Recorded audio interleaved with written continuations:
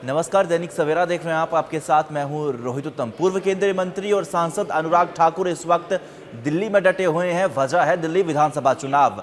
आए दिन ताबड़तोड़ रैलियां कर रहे हैं, भाजपा के लिए पूरी दमखम दिखा रहे हैं। अब ऐसे में इसी बाबत एक बड़ा बयान अरविंद केजरीवाल के रिगार्डिंग दे दिया है। आम आदमी पार्टी को जमकर आड़े हाथों भी लिया है। बौखलाहट और हार के निशान अभी भी अरविंद केजरीवाल के चेहरे पर दिखाई दे रहे हैं। ये सांसद अनुराग ठाकुर के बयान है जो लगातार अब सोशल मीडिया पर भी चर्चा का केंद्र बने हुए हैं।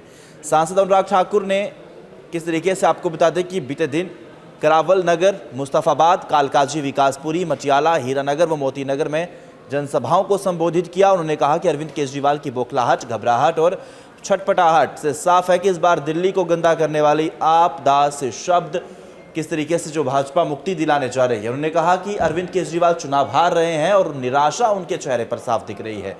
आप सत्ता से जा रही है, इसलिए बेतुके बयान भी दे रही है। तो ये बड़ी जानकारी है।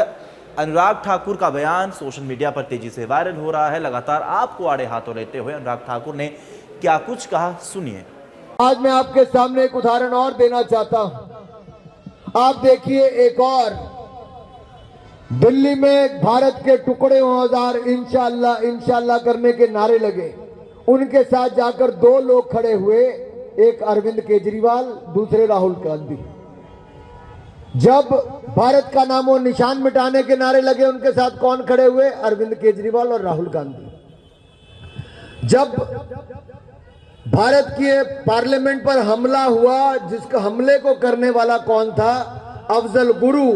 उनको छुड़ाने कौन गई? आतिशी और इनके माता पिता गए। तो क्या आतंकवादियों के समर्थन में खड़ी होने वाली ऐसी आतिशी जी और इनके परिवार के साथ आप खड़े होंगे क्या? अरे जोर से बोलो भाई। आतंकवादियों के समर्थन करने वालों के साथ खड़े होंगे क्या? आतिशी मारलेना के परिवार ने अगर समर्थन किया, उनके साथ खड़े होंगे क्या? भारत के टुकड़े टुकड़े करने वालों के साथ खड़े होंगे क्या?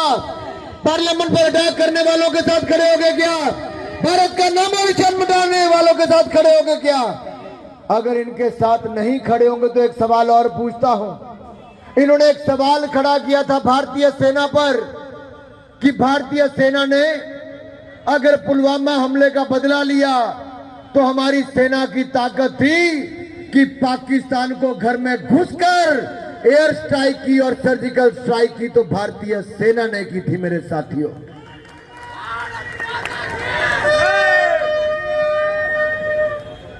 लेकिन अरविंद केजरीवाल जी ने उस पर सवाल खड़े कर दिए। सवाल खड़े कर दिए कि भारतीय सेना तो ऐसा कर ही नहीं सकती थी। डोकलाम पर हमारे सैनिकों ने मुंह तोड़ जवाब दिया, तो अरविंद केजरीवाल जी ने उस समय भी सवाल खड़े किए कि भारतीय सेना कर ही नहीं सकती थी।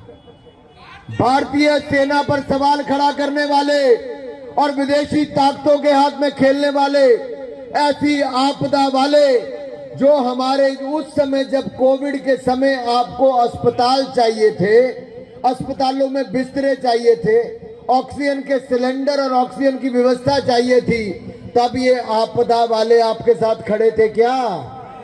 खड़े थे क्या? तो क्या मोहल्ला क्लिनिक में आपको बिस्तर मिला था क्या? अरे जोर से बोलो, मिला था क्या? अगर नहीं मिला था तो आगे भी कुछ नहीं मिलने वाला। ये सारी बातें मैं इसलिए याद करवा रहा हूं कि ये भोला भाला चेहरा बनाकर आएगा, जिसको 38 साइज की शर्ट आती है वो डबल एक्सएल शर्ट पहनकर आएगा। अगर 32 इंच की पैंट पहननी है तो 40 इंच की पैंट पहन के, खुली खुली पैंट पहन के आएगा और आपको बहलाने का प्रयास करेगा। इस बहलाने फुसलाने वाले, भय भ्रम पैदा करने वाले की बातों में मत आना। 11 सालों में आपके फेफड़े इसने कमजोर कर दिए प्रदूषण के कारण। पहले कहते थे पंजाब में कांग्रेस की सरकार है, धुआं वहां से आता है। आजकल पंजाब में किसकी सरकार है? किसकी सरकार है? और कितने साल से है? 3 साल से आपदा की सरकार वहां पर भी है। वहां पे खालिस्तान समर्थकों के साथ खड़े हो जाते हैं, यहां आकर दिल्ली में आपके शरीर में धुआं फैलाते हैं।